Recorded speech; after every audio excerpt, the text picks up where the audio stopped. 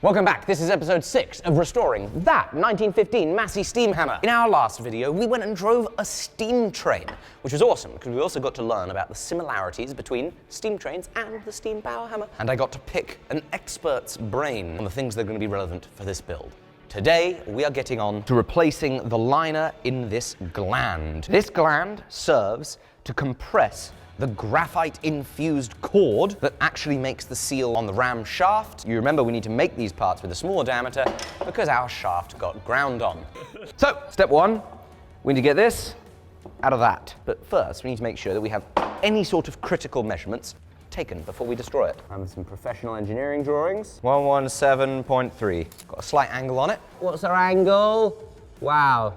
See that, Jamie? Nice and accurate surfaces. 7 degrees, 10 degrees, 7 degrees. All right, let's get this bronze out of there. Why is putting it in a tray gonna help? I've got a diabolical plan that might not work. Crazy, come here. Slowly. Oh, thank you. She's so perturbed by the swing. My plan: heat up the cast iron. The water maybe keeps the bronze cool. Cast iron's hot, slip it off the bronze. Boom. It's not gonna work. No chance. I didn't plan the second half of this. I probably need a way to drive the bronze out. So I guess the only hope we have now is that it just falls out. You made a hot tub! Oh yes, look at it! Can you see that, Jamie? It's shrinking. I need my chainmail gloves. Dang it. Oh, it looks loose. Oh, this is why you should plan things. Oh, gosh. Ah! No, I'm such an idiot. Silly banana. Absolute Nelly. It was looking like it was going to be loose.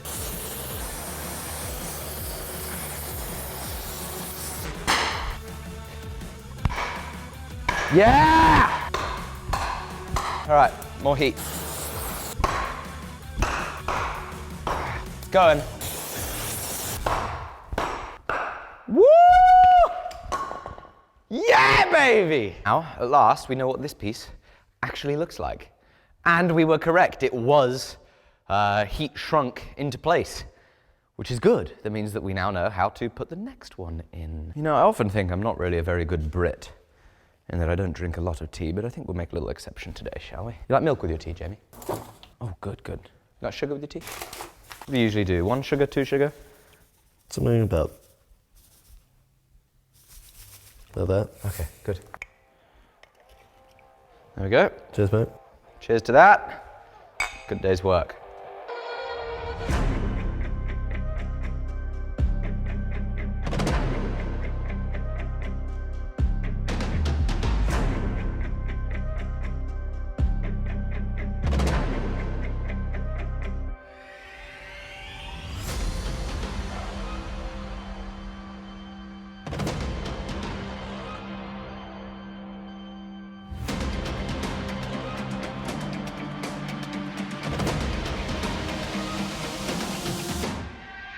Righto, this, hopefully, oh no, there's a little bit of a burr.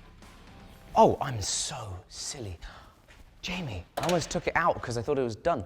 What is wrong with me? It's not done. Needs our angles. The original has these 2 little angles. About a 10-degree angle off square here that then transforms into a 6-degree angle right there. It's very subtle, but I forgot to put those in. Let's get these angles done.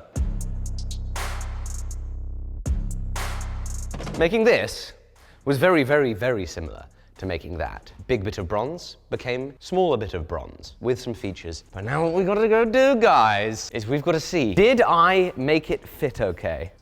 Oh, it's just made for it. This one, just a little bit of rattle. Not quite as perfect, but these are not designed to hold the pressure. It's gonna eventually be a fresh bit of this stuff squeezed against the shaft that's gonna be holding the air or steam pressure. Personally, I'm chuffed to bits with these parts. What we gotta do now is get this in there. Really nice way of doing it would be some dry ice and alcohol, or methylated spirits, I don't know, I can't remember. Anyway, making this really cold to then, maybe the freezer would be enough.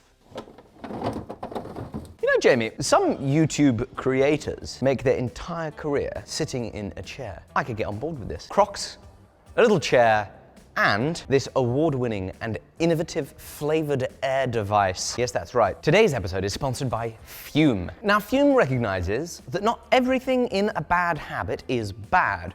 There are some things that are perfectly fine. And so in their device, there's no electronics, no vapor. All you're doing is inhaling air through a little flavored core. The device itself feels fabulous in the hand and is a perfect fidgeting tool with magnets, clicking, an adjustable air valve. They've also recently released Bass. It's a weighted stand to rest your Fum on with all sorts of good fidgeting potential as well. And they have tons of flavors to choose from. My personal favorite is crisp mint. Stopping is something we all put off because it's hard, but switching to Fum helps make it easy, enjoyable, and they've served over 150,000 customers. So I'd love for you to go to tryfum.com/Alec Steele, where you can get a journey pack. And code Alec Steele will get you 10% off. They'll get you a device and a bunch of flavors to try. That's tryfum.com/Alec Steele. You can, of course, scan the QR code on screen to go there as well. Thank you to Fum for sponsoring this episode. Let's get back to it. I think this means we've now got to stand up. Our job can't be done in a chair, unfortunately. Speaking about this, I think it's about time we try and order some. Braided expanded graphite. But what size? Why is everything £300? Anything. You want to do anything? £300. New bits of bronze, £300. Graphite rope, £300. Oh boy, we're gonna need a big bit of graphite. Well, that looks almost new. Oh, that's disgusting. No, but see, look how much bigger that looks. This looks like fresh graphite rope, but it also looks like it's going to be way too small. About 1/2 inch graphite rope. But I think we need 3/4 inch graphite rope, or at least 5/8 of an inch. They don't sell it here, though, so. £722. 1 gasket, 2 gasket, 3 gasket. I need 1 work table's worth. Yep, is the spot right here on the ground? Is the spot right here on the ground? Just remembered. We've had something cooking in the old freezer. Woo! It's very chilly. Is it cold enough?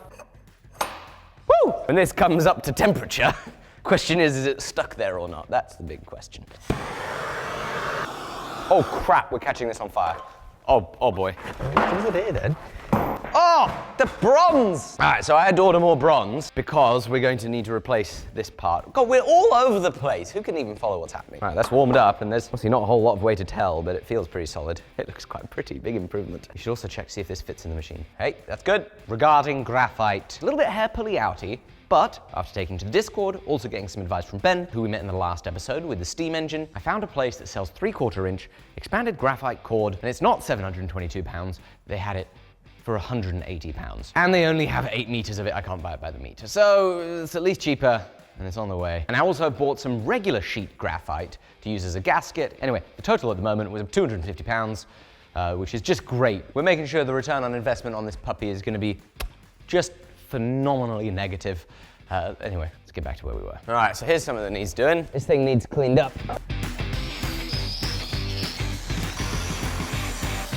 Alright, so took the grinder to it as well to clean up any real big burrs on it. Try not to destroy too much of the character of the thing. This thing is definitely going to need new dies, so while it's here and upside down and on the table, we're going to take some quick measurements, write them out onto the piece of paper so that when it comes to making dies, we don't have to do it all upside down in the machine, because I'm hoping that we can just put all this stuff back in. We were talking about the dovetail measurements, right? So I took some rough stuff. One side of our dovetails is square. This side here has a slight little angle to it. I should have paid attention to which keys are what and where they live. Confusing. I don't really know a lot about dies and dovetails. I can't hardly measure it, look at it. Does this have a taper too? This definitely has a taper.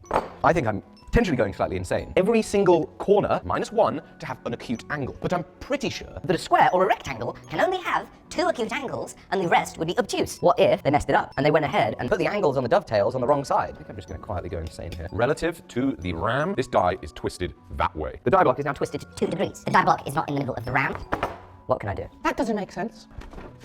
Oh my goodness. This thing is 2 millimeters out of square. This whole die block is completely out of square.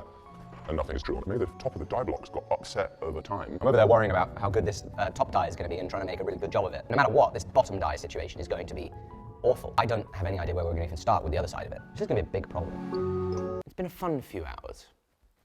But I think I've decided that we're going to do something to the top die, but I do need to ask you guys some questions. Because the bottom die is very relevant to the top die, because they need to line up and match and what have you, I will eventually need to decide what we do with this anvil. This anvil probably weighs 750 kilos to a ton. That's my guess. About 42 inches long, 28 inches wide, 21 inches tall. I think that this entire mess needs to be cleaned up. Clearly somebody at some point in time has damaged it and they tried to retrofit a solution to get a die to fit in there, but it's not good enough. I want it to look a lot better. A much wider set of dovetails needs to be cut in here. It is physically impossible for this to go into my milling machine, because my milling machine is too small. So it would need either a ginormous milling machine or a ginormous shaper, both of which are not something that I have access to. So there's that conundrum. And so the thing that I've been thinking about is whether I try and be really, really, really brave, and with a lot of gumption, I try and take a 9-inch angle grinder and hand cut new dovetails. It's not like it could be any worse than what it is right now. So I want to hear from you down below if you've got any good ideas. The trouble is, bolts and power hammers don't usually go together very well because the bolts come loose. If we tried to fill anything up with weld, the weld would probably break, but we still have the problem of needing to mill it or use our gumption with an angle grinder to get it back into dovetail size. Let me know your ideas. For now, this top die is quite ugly. It does not sit square on the ram, and I want to do something about it. This is something that our Bridgeport mill can handle. Remember a couple episodes ago on this project, we wondered how long it would take me to put the vise back on after taking it off. Probably start the timer. Here we go. Done. 13 minutes and 27 seconds. Very nice. You know what you do? I'm setting up the mill. So when you said, when it was 13 minutes to set the vise up, you hadn't even set the vise up? No, the vise is set up, Jamie. Well, what are you doing now then? I'm making sure the mill is trammed. Well, that's all part of setting the vise up. It's definitely not part of setting the You vise up. absolute liar. It is not Right. part of setting up a vise. I'm That tramming is- the head of the mill. This is all part of setting the mill back up after. No. Right, It was that's how long does it take to get the vise back on, The timer's Popple? going back on. Timer's back on, and I'm adding 5 minutes as well. Trying to pretend you can set a whole mill up in 13 minutes. Is that what you're trying to do? No. All This was about setting up the All vise. right. I didn't even have to do anything. See that? 18.5 minutes. Jamie, I didn't Plus even... the 5 minutes, that's actually 23 minutes it took you to Jamie, set I didn't that even up. have to do anything. 23 minutes! It was perfectly trammed. I was just checking.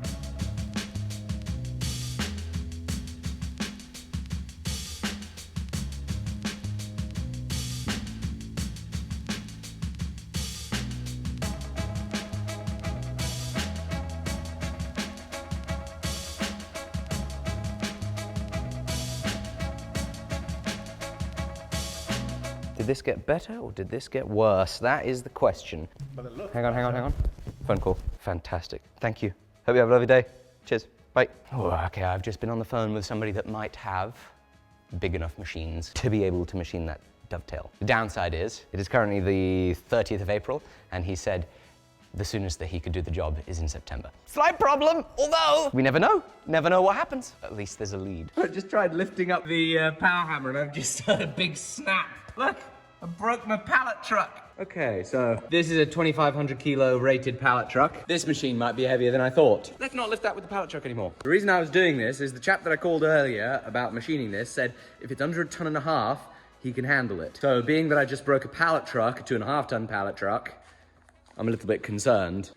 Right, so one broken pallet truck later. We don't have much more information about how heavy it is, but what we have decided is it would still be a good idea to begin disassembling the machine, because if indeed we are able to get this thing machined, all this stuff has to go, and if I have to angle grind it, it's going to be a lot nicer with a lot more space to work around. We're going to take that top cylinder section off first, again, before undoing these 4 bolts, and ideally taking these 2 frame sides off in one go, provided we can lift it. It'd be nice to not disassemble it any further than that.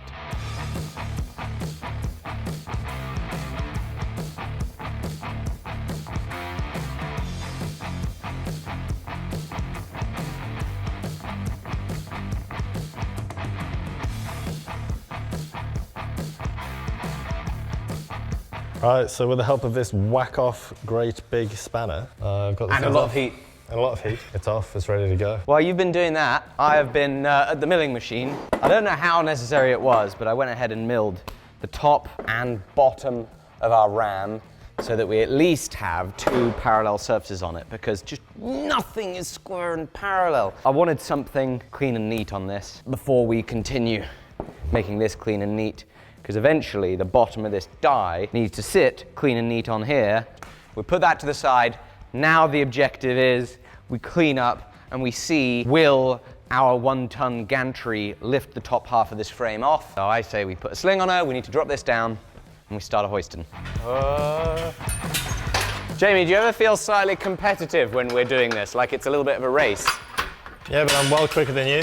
Is it level? You'll need to go down another one. You're too slow, mate. I think mine's now too low. You need to lower yours one more. It's level. I don't believe you. Yours has got to come down one more. I do think yours needs to come down. No way. Yeah, it's level. Woo, Betty! Right, I think we need to establish a more balanced lifting setup. Because we need to lift it more straight up, because right now it's just camming on that one stuck bolt. I'm gonna make use of this. Wow, look how much rust there is. Isn't that nasty? Such a shame for that to get so rusty. Good, that ain't going nowhere. You know what I love? That we can feel productive doing nothing but destroying things. We're just taking things apart.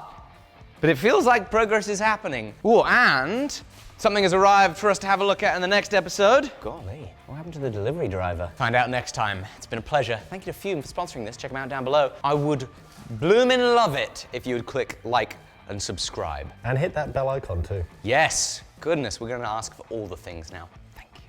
Bye-bye.